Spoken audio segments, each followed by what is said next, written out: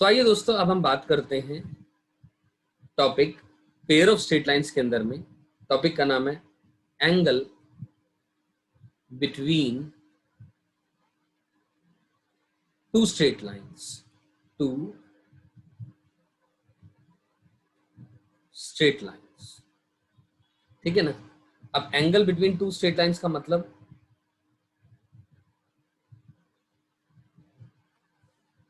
Angle between two straight lines का मतलब, तो angle between two straight lines in case of the pair of straight lines. तो आप ऐसे समझें कि लेट अस से मैंने ये कोऑर्डिनेट एक्सिस बना दी और वेट अ मिनट, ये कोऑर्डिनेट एक्सिस है, ठीक है। अब क्या करें, और मान लो ये दोनों लाइन जिसकी मैं बात करना चाह रहा हूं, एक लाइन ये रही और दूसरी लाइन लेट अस से ये रही, ये रही, ठीक है। और मान लो उनके बीच में एंगल थीटा है और ये दोनों लाइंस ओरिजिन से पास कर रही हैं। ये L1 है, यानी y is equals to m1x। ये L2 लाइन है, यानी y इक्वल टू m2x, ठीक।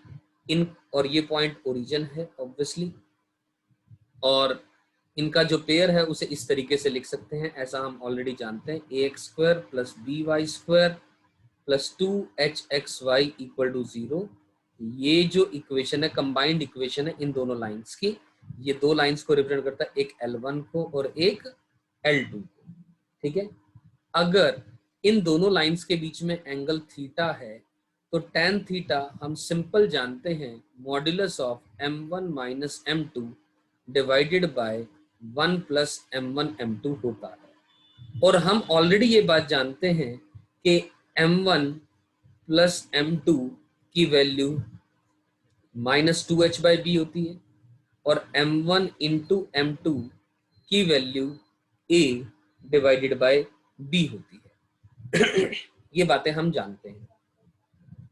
तो इन दोनों रिलेशंस का, ये रिलेशन नंबर 1, ये रिलेशन नंबर 2, इन दोनों का इस्तेमाल करके अगर मैं दोनों तरफ स्क्वेयरिंग कर दूंगा तो m1 माइनस m2, इस रिलेशन का यूज कर लें, m1 प्लस m2 का whole square minus of m1 minus m2 का whole square is equals to 4m1 m2, ठीक है। ये वैल्यू हमें पता है, ये वैल्यू हमें पता है, ये वैल्यू हम निकाल सकते हैं।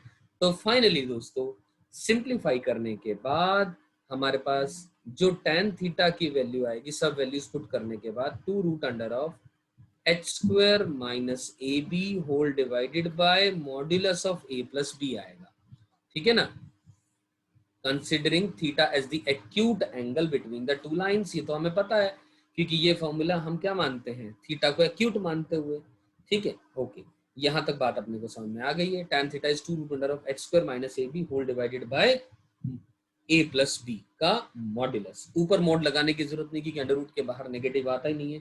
आपकी इच्छा है, इसको लिखना चाहते हैं 2 root under of h² minus ab divided by a plus b, पूरे का मॉड्यूलस, एक ही बात है, it hardly makes any difference, right. अब यहां पर दोस्तों कुछ कंडीशंस की बातें कर लेते, कुछ एक एक करके इंपॉर्टेंट बातें कर लेते हैं। सबसे पहली बात, इफ अगर h² जो है AB के इक्वल हो जाएगा, इसका मतलब जो थीटा है वो 0 हो जाएगा। What does it imply, that the lines are coincident. Lines क्या हो जाएंगी, कोइंसिडेंट हो जाएंगी, यानी वो लाइन एक ही लाइन हो जाएगी। आई एम श्योर ये बात क्लियर है। दूसरी बात, अगर h² ग्रेटर देन AB होगा तो इसका मतलब tan थीटा की वैल्यू कुछ ना कुछ तो आएगी अदर देन 0, तो इसका मतलब lines are real and distinct, lines are real and distinct. और तीसरी बात अगर मैं देखूं यहाँ पर, तो तीसरी बात क्या है कि अगर मैं बोलूं कि भैया h² लेस देन AB है तो अंडर रूट के अंदर में नेगेटिव नंबर आ गया, तो मतलब the lines are imaginary, the lines are imaginary हैं, लेकिन उनके बीच में लेकिन उनका जो पॉइंट ऑफ इंटरसेक्शन है वो 0 0 है, पॉइंट ऑफ इंटरसेक्शन एज 0,0।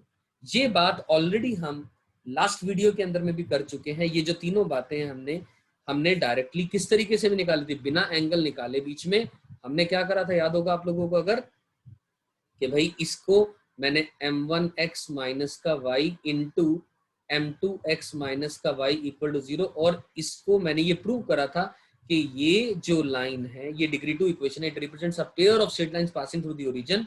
तो y की वैल्यू y में क्वाड्रेटिक मान करके, और y इज इक्वल टू m1x और y इक्वल टू m2x की फॉर्म आया था, और m1 के अंदर में under root of X square minus का a भी क्रिएट हुआ था। तो वहां से भी यही निष्कर्ष तीनों निकाले थे, यहां से भी यही तीनों निष्कर्ष निकाले जा सकते हैं।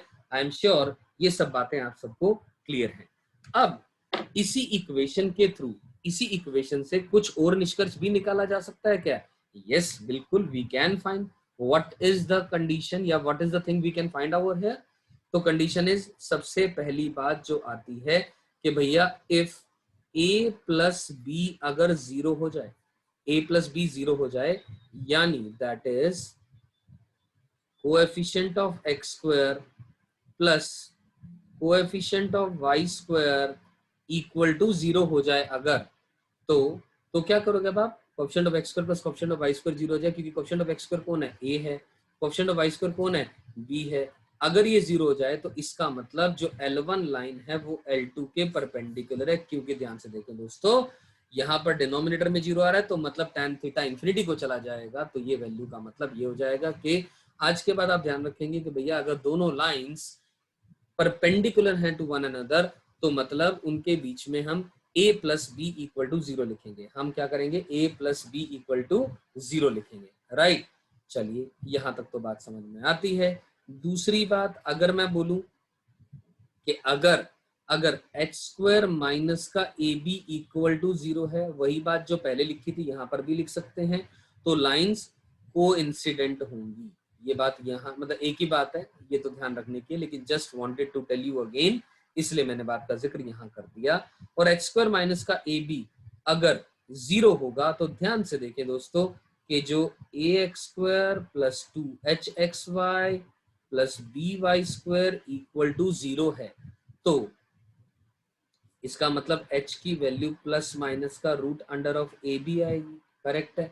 तो यानी दोस्तों ध्यान से देखें कि जो x into root a plus y into root b का ये होल स्क्वायर बनेगा, क्योंकि प्लस माइनस का, तो यानी ये जो चीज है एक, it will be a perfect square, it will be a perfect square. I am sure आपको मेरी बात समझ में यहां तक आ रही है, राइट दोस्तों।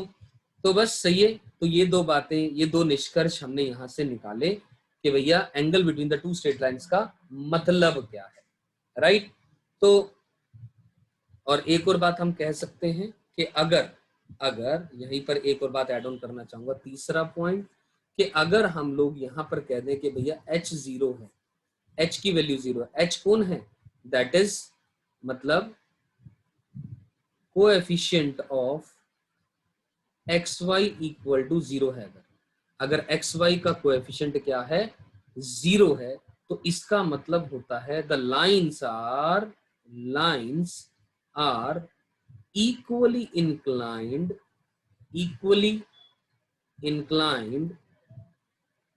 to the x-axis, मतलब क्या है इस बात का? आप अपने आप सोच करके देखें। अगर h 0 हो जा रहा है तो इक्वेशन बन जाएगी ax square plus B Y square equal to 0, right.